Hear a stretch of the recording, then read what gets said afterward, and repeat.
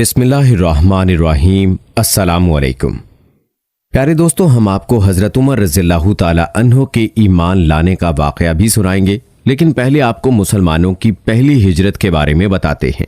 کہتے ہیں کہ جب نبی کریم صلی اللہ علیہ وآلہ وسلم نے محسوس فرمایا کہ قریش مکہ مسلمانوں کو بے تحاشا تکالیف پہنچا رہے ہیں اور مسلمانوں میں ابھی اتنی طاقت نہیں کہ وہ اس بارے میں کچھ کہہ سکیں، چنانچہ آپ صلی اللہ علیہ وآلہ وسلم نے مسلمانوں سے فرمایا، تم لوگ روئے زمین پر ادھر ادھر پھیل جاؤ، اللہ تعالیٰ پھر تمہیں ایک جگہ جمع فرما دے گا۔ ہم کہاں جائیں؟ صحابہ کرام رضوان اللہ اجمعین نے پوچھا۔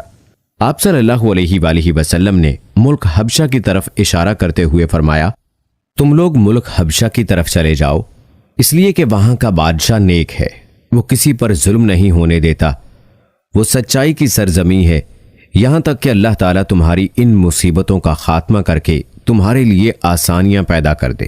دوستو، حدیث میں آتا ہے کہ جو شخص اپنے دین کو بچانے کے لیے ادھر سے ادھر کہیں گیا، چاہے وہ ایک بالشت ہی چلا، اس کے لیے جنت واجب کر دی جاتی ہے۔ چنانچہ اس حکم کے بعد بہت سے مسلمان اپنے دین کو بچانے کے لیے اپنے وطن سے ہجرت کر گئے۔ ان میں کچھ ایسے بھی تھے جنہوں نے اپنی بیوی بچوں کے ساتھ ہجرت کی، اور کچھ ایسے بھی تھے جنہوں نے تنہا ہجرت کی۔ جن لوگوں نے بیوی بچوں سمیت ہجرت کی، ان میں حضرت عثمان غنی رضی اللہ تعالی عنہ بھی تھے۔ ان کے ساتھ ان کی بیوی یعنی آپ صلی اللہ علیہ وآلہ وسلم کی صاحبزادی حضرت رقیہ رضی اللہ تعالی عنہا بھی ہجرت کر گئیں۔ اور یاد رہے کہ حضرت عثمان غنی رضی اللہ تعالی عنہ سب سے پہلے ہجرت کرنے والے شخص تھے۔ اسی طرح حضرت ابو سلمہ رضی اللہ تعالی عنہ بھی اپنی بیوی حضرت ام سلمہ رضی اللہ تعالی عنہا کے ساتھ ہجرت کی۔ حضرت عامر بن ابی ربیعہ رضی اللہ تعالی عنہ نے بھی اپنی بیوی کے ساتھ ہجرت کی۔ اور دوستو، جن صحابہ نے تنہا ہجرت کی ان کے نام یہ ہیں: حضرت عبد الرحمن ابن عوف، حضرت عثمان ابن مظعون، حضرت سہیل ابن بیضہ، حضرت زبیر ابن العوام اور حضرت عبداللہ ابن مسعود رضی اللہ تعالی عنہم۔ کہتے ہیں کہ کفار کو جب ان کی ہجرت کا پتہ چلا تو وہ تعاقب میں دوڑے، لیکن اس وقت تک یہ حضرات بحری جہاز پر سوار ہو چکے تھے، وہ جہاز تاجروں کے تھے۔ اس طرح یہ حضرات حبشہ پہنچنے میں کامیاب ہو گئے۔ کچھ عرصے بعد ان لوگوں نے ایک غلط خبر سنی، وہ یہ تھی کہ تمام قریش مکہ مسلمان ہو گئے ہیں۔ اس اطلاع کے بعد حبشہ کے بہت سے مہاجرین مکہ روانہ ہوئے۔ نزدیک پہنچ کر پتہ چلا کہ اطلاع غلط تھی۔ اب انہوں نے حبشہ جانا مناسب نہ سمجھا اور کسی نہ کسی کی پناہ حاصل کر کے مکہ میں داخل ہو گئے۔ پناہ حاصل کرنے والے ان مہاجرین نے جب اپنے مسلمان بھائیوں پر اسی طرح بلکہ پہلے سے بھی زیادہ ظلم و ستم دیکھا تو انہیں یہ گوارا نہ ہوا کہ ہم پناہ کی وجہ سے اس ظلم سے محفوظ رہیں، لہٰذا انہوں نے اپنی اپنی پناہ لوٹا دی اور کہا کہ اپنے بھائیوں کے ساتھ ظلم و ستم کا سامنا کریں گے۔ دوستو، آپ کو بتاتے چلیں کہ حضرت عمر رضی اللہ تعالی عنہ اس وقت تک اسلام نہیں لائے تھے اور اسلام دشمنی پر کمر باندھے ہوئے تھے۔ ایک روز وہ مکہ کی ایک گلی سے گزر رہے تھے کہ ان کی ملاقات ایک قریشی شخص سے ہوئی۔ ان کا نام حضرت نعیم ابن عبداللہ رضی اللہ تعالی عنہ تھا۔ یہ اس وقت تک اپنی قوم کے خوف سے اپنے اسلام کو چھپائے ہوئے تھے۔ حضرت عمر رضی اللہ تعالی عنہ کے ہاتھ میں تلوار تھی، یہ پریشان ہو گئے۔ ان سے پوچھا کہ کیا ارادے ہیں؟ وہ بولے، محمد کو قتل کرنے جا رہا ہوں۔ یہ سن کر حضرت نعیم رضی اللہ تعالی عنہ نے کہا، پہلے اپنے گھر کی خبر لو، تمہاری بہن اور بہنوئی مسلمان ہو چکے ہیں۔ یہ سن کر حضرت عمر رضی اللہ تعالی عنہ جلال میں آ گئے، بہن کے گھر کا رخ کیا۔ حضرت عمر رضی اللہ تعالی عنہ کی بہن کا نام فاطمہ تھا، ان کے شوہر حضرت سعید بن زید رضی اللہ تعالی عنہ تھے، یہ عشرہ مبشرہ میں شامل ہیں۔ حضرت عمر رضی اللہ تعالی عنہ کے چچا زاد بھائی بھی تھے۔ ادھر خود حضرت سعید کی بہن حضرت عاتقہ رضی اللہ تعالی عنہا حضرت عمر رضی اللہ تعالی عنہ کی بیوی تھیں۔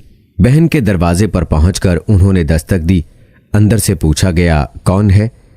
انہوں نے اپنا نام بتایا تو اندر یک لخت خاموشی چھا گئی۔ اندر اس وقت حضرت خباب بن ارت رضی اللہ تعالی عنہ انہیں قرآن پڑھا رہے تھے۔ انہوں نے فوراً قرآن کے اوراق چھپا دیے۔ حضرت فاطمہ رضی اللہ تعالی عنہا نے اٹھ کر دروازہ کھولا۔ حضرت عمر رضی اللہ تعالی عنہ فوراً بولے، اے اپنی جان کے دشمن، میں نے سنا ہے تو بے دین ہو گئی ہے۔ ساتھ ہی انہوں نے انہیں مارا، ان کے جسم سے خون بہنے لگا۔ خون دیکھ کر بولیں، عمر تم کچھ بھی کر لو، میں مسلمان ہو چکی ہوں۔ اب حضرت عمر رضی اللہ تعالی عنہ نے پوچھا، یہ کون سی کتاب تم پڑھ رہے تھے؟ مجھے دکھاؤ۔ حضرت فاطمہ رضی اللہ تعالی عنہا بولی، یہ کتاب تمہارے ہاتھ میں ہرگز نہیں دی جا سکتی، اس لیے کہ تم ناپاک ہو، پہلے غسل کر لو پھر دکھائی جا سکتی ہے۔ آخر انہوں نے غسل کیا، پھر قرآن مجید کے اوراق دیکھے۔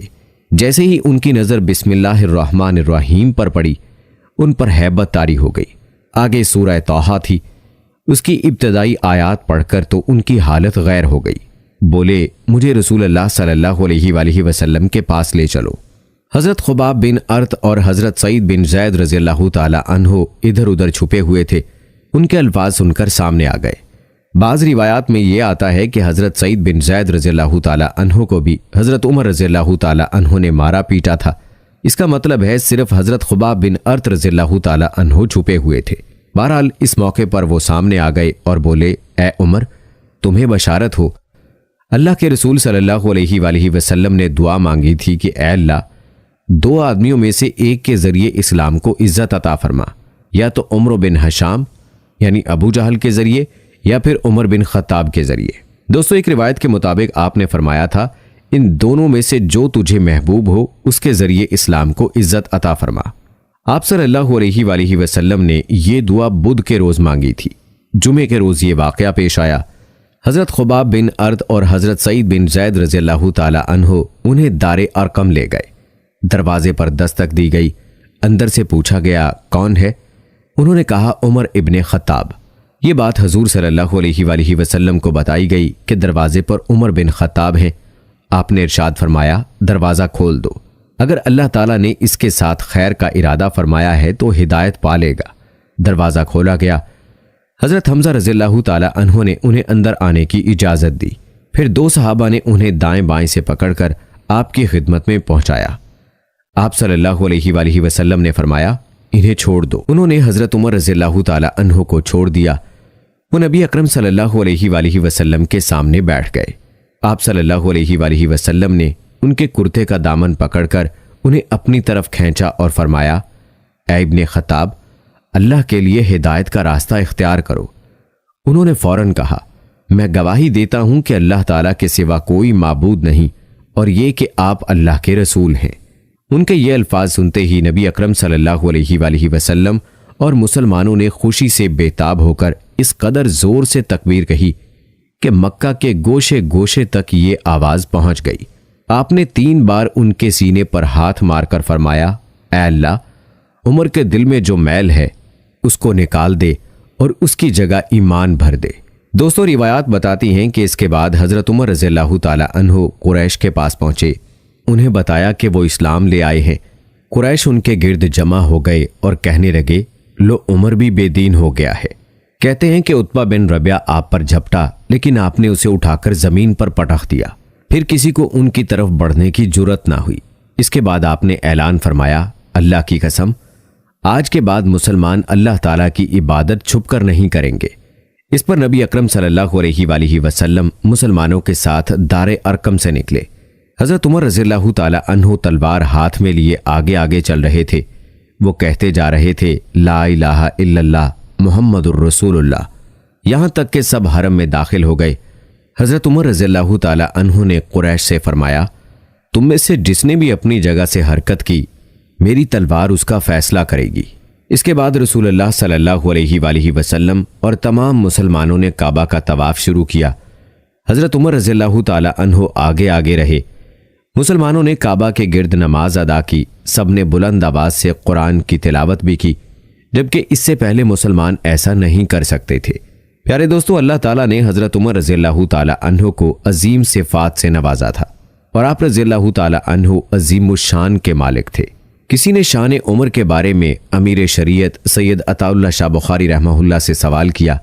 آپ رحمہ اللہ نے اس سوال کے جواب میں فرمایا کہ عمر اور رضی اللہ تعالی عنہ مراد رسول صلی اللہ علیہ وآلہ وسلم ہیں، یعنی دیگر صحابہ کرام رضوان اللہ اجمعین مرید رسول صلی اللہ علیہ وآلہ وسلم ہیں، اور عمر فاروق اعظم رضی اللہ تعالی عنہ مراد رسول صلی اللہ علیہ وآلہ وسلم ہیں، کیونکہ نبی صلی اللہ علیہ وآلہ وسلم نے آپ کو اللہ تعالیٰ سے مانگا تھا۔ آپ صلی اللہ علیہ وآلہ وسلم کے مانگنے کے نتیجے میں اللہ تعالیٰ نے اسلام کو یہ عظیم ہستی عطا فرمائی، اور اسی لیے ایک عالم نے یوں کہا ہے کہ عمر رضی اللہ تعالی عنہ پیغمبر اسلام صلی اللہ علیہ وآلہ وسلم کے لیے عطائے خداوندی تھے۔ پیارے دوستو، یاد رہے کہ حضرت عمر رضی اللہ تعالی عنہ وہ ہستی ہیں کہ جن کے اسلام لانے کی خوشیاں آسمانوں پر بھی منائی گئیں۔ آپ رضی اللہ تعالی عنہ کی شان میں مفسر قرآن سیدنا عبداللہ بن عباس رضی اللہ تعالی عنہ یوں فرماتے ہیں، حضور سرور کائنات صلی اللہ علیہ وآلہ وسلم نے فرمایا کہ جبرائیل علیہ السلام میرے پاس آئے اور کہا کہ آسمان والے عمر کے قبول اسلام پر خوشیاں منا رہے ہیں۔ دوستو، کہتے ہیں کہ اسلام قبول فرمانے کے چند ہی لمحوں بعد سیدنا عمر رضی اللہ تعالی عنہ نے فرمایا کہ اے اللہ کے نبی، کیا ہم حق پر نہیں ہیں؟ آپ صلی اللہ علیہ وآلہ وسلم نے اس بات میں جواب دیا تو فرمانے لگے کہ پھر چھپ کر عبادت کیوں کریں؟ چلیے خانہ کعبہ میں چل کر عبادت کرتے ہیں۔ میں قربان جاؤں اپنے آقا و مولا صلی اللہ علیہ وآلہ وسلم پر کہ انہوں نے ایسے ہی عمر کو نہیں مانگا تھا، بلکہ دور رس نگاہ نبوت دیکھ رہی تھی کہ اسلام کو عزت و شوکت عمر رضی اللہ تعالی عنہ کے آنے سے ہی نصیب ہوگی۔ پیارے دوستو، سیدنا حضرت عمر رضی اللہ تعالی عنہ کی شان رفیع میں چند فرامین رسالت مآب صلی اللہ علیہ وآلہ وسلم ملاحظہ فرمائیں۔ نبی اکرم صلی اللہ علیہ وآلہ وسلم فرماتے ہیں کہ اے ابن خطاب، اس ذات پاک کی قسم جس کے دست قدرت میں میری جان ہے، جس راستے پر آپ کو جلتا ہوا شیطان پا لیتا ہے وہ اس راستے سے ہٹ جاتا ہے، وہ راستہ چھوڑ کر دوسرا راستہ اختیار کرتا ہے۔ بحوالہ صحیح بخاری۔ سبحان اللہ۔ دوستو، خود ہی سوچ لیں کہ جس ہستی سے شیطان بھی خوف زدہ ہو، اس ہستی کی شان کا کیا عالم ہوگا۔ اسی طرح صحیح بخاری میں روایت ہے کہ حضور پاک صلی اللہ علیہ وآلہ وسلم فرماتے ہیں، میں نے حالت خواب میں دودھ پیا یہاں تک کہ میں اس سے سیر ہو گیا اور اس کی سیرابی کے آثار میرے ناخنوں میں نمایاں ہونے لگے۔ پھر میں نے وہ دودھ عمر رضی اللہ تعالی عنہ کو دے دیا۔ اصحاب رسول نے پوچھا، یا رسول اللہ صلی اللہ علیہ وآلہ وسلم، اس خواب کی تعبیر کیا ہے؟ تو آپ صلی اللہ علیہ وآلہ وسلم نے فرمایا، علم، یعنی اللہ تعالیٰ نے آپ رضی اللہ تعالی عنہ کو علم وسیع عطا فرما رکھا تھا۔ تو مشہور روایت ہے کہ آپ صلی اللہ علیہ وآلہ وسلم نے فرمایا کہ اگر میرے بعد کوئی نبی ہوتا تو وہ عمر رضی اللہ تعالی عنہ ہوتے۔ اللہ پاک سے دعا ہے کہ اللہ تعالی حضرت عمر رضی اللہ تعالی عنہ کے درجات بلند فرمائے اور ان کی قبر مبارک پر اربوں کھربوں رحمت نازل فرمائے، آمین۔